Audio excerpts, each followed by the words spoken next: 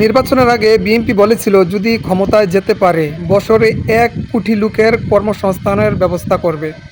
6 মাসেরও বেশি হয়ে গেল বিএনপি ক্ষমতায় গিয়েছে, আদৌ কি 1,000 লোকের কর্মসংস্থানের ব্যবস্থা করতে পেরেছে? আসিফ মাহমুদ সুজন ভূঁইয়া কি বলল, কথাগুলো শুনে যান। জনাব মির্জা ফখরুল ইসলাম আলমগীর তিনি সম্ভবত রাষ্ট্রপতি হবেন। তিনি নির্বাচনের আগে বলেছিলেন যে তারা ক্ষমতায় আসলে বছরে 1 কোটি কর্মসংস্থান তৈরি করা হবে। তো তারা কিন্তু তাদের কথা রেখেছেন। বছরের 6 মাসও হয় নাই, কিন্তু ছাত্র দলের, যুব দলের, বিএনপির অলরেডি চাঁদাবাজির মাধ্যমে 50 লাখ কর্মসংস্থান নিশ্চিত হয়ে গেছে।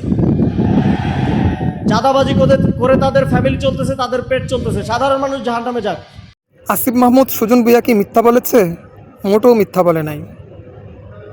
বিএনপি ক্ষমতা আসার পর বাজারগুলো দখল হয়েছে, টেম্পো স্ট্যান্ড দখল হয়েছে, খুন খারাপির হাজারি তো আছেই, সেটা তো আর বলার কোনো অবকাশ নেই।